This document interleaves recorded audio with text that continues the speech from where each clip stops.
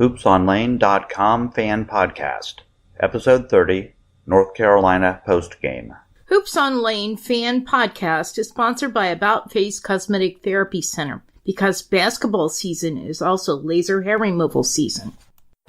You're listening to Hoops on Lane, a fan-produced pregame and postgame podcast about the Ohio State University men's basketball team. Visit hoopsonlane.com or subscribe where you listen to podcasts for all the latest episodes and information. Now here's your host, Dave Horning.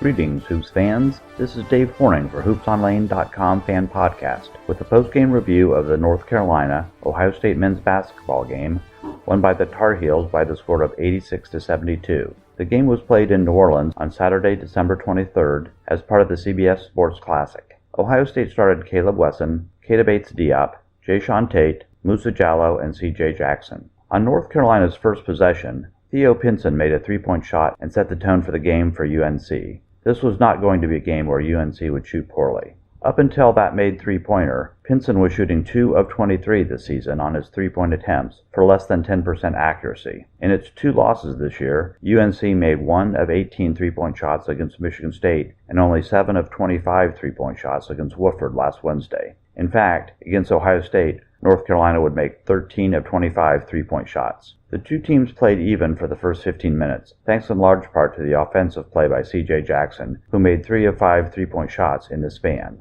Unfortunately, Keita Bates-Diop was not involved in the offense early and was not trying to be the dominant player that he actually is. He was too passive, and when he picked up his second foul at the 15-minute mark, he had to sit down. This is not the leadership that we need from our best players. Also, we need a point guard with an eye to getting Keita the ball earlier and feeding C.J. Jackson when he is hot.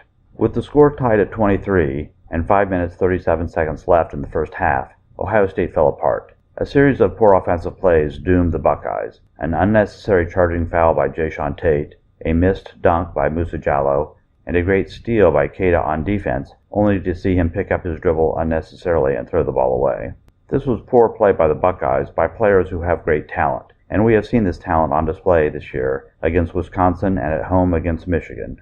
So I disagree with the approach of Columbus Dispatch columnist Rob Aller, who focused on a differential of talent between North Carolina and Ohio State. There is no value in that perspective, because there is nothing we can do about it this year. Let's talk about talent during the recruiting season. And I think he is wrong. If the Buckeyes had played well and lost, then I think there might be merit to Aller's analysis. But I'm not ready to go there. Our Buckeyes lost badly to Gonzaga earlier this year, but have gotten better and better. And if the North Carolina bench outscored the Buckeyes 32-6, as Aller himself pointed out, then the starters held their own against UNC. Keita Bates-Diop has NBA-caliber talent, but he made his 2 three-point shots with 1 minute, 11 seconds, and 52 seconds left in the second half when it was too late.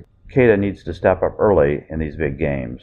And there is no sport like basketball where a group that plays together as a team can overcome a collection of all-stars, which is what UNC and certain other elite programs are. I hope that Ohio State never becomes a collection of McDonald's all-stars who play for 1 year and leave. I'll take a team that plays well together and mixes in 1 or 2 all-stars before I want a team of all one-and-dones like Kentucky.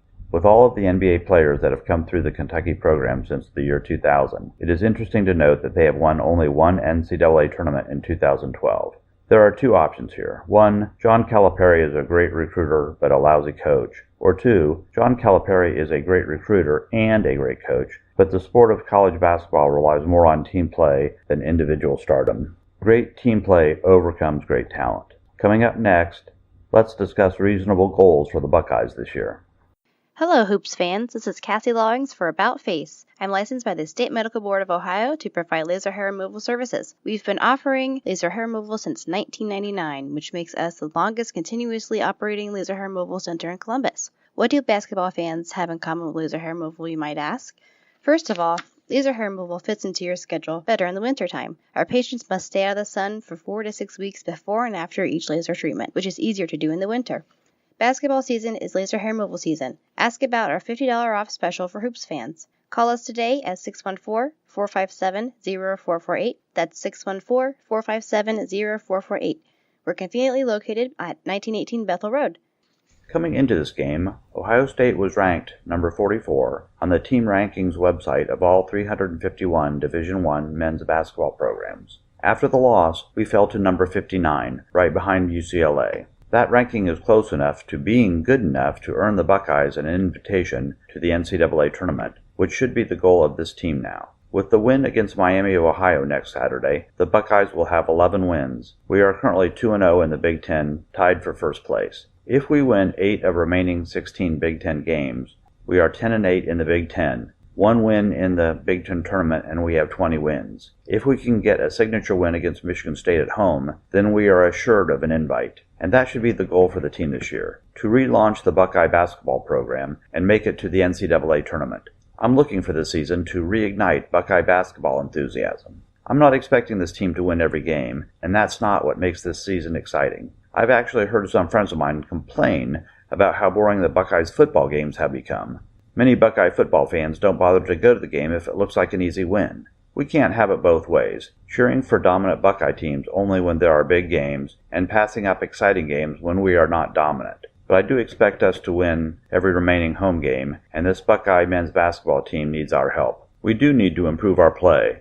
Keita Bates-Diop needs the ball earlier in the game and needs to jump up straight and not fade away on his three-point shots. Andrew Dockich is stepping up and shooting the three-point when he is open. We need Cam Williams and Cal Young to start to do the same. C.J. Jackson is coming on. We need Jayshawn Tate on top to penetrate the defense and kick the ball back out for the high-percentage three. This will be an exciting team to watch play. Let's fill up the shot. The home games will be very exciting. Let's get behind this team and the new coach and show upcoming recruits that Columbus is a great place to play. This is Dave Horning for HoopsOnLane.com fan podcast. I'll see you at the game. Be there. Come to the shot and support our team.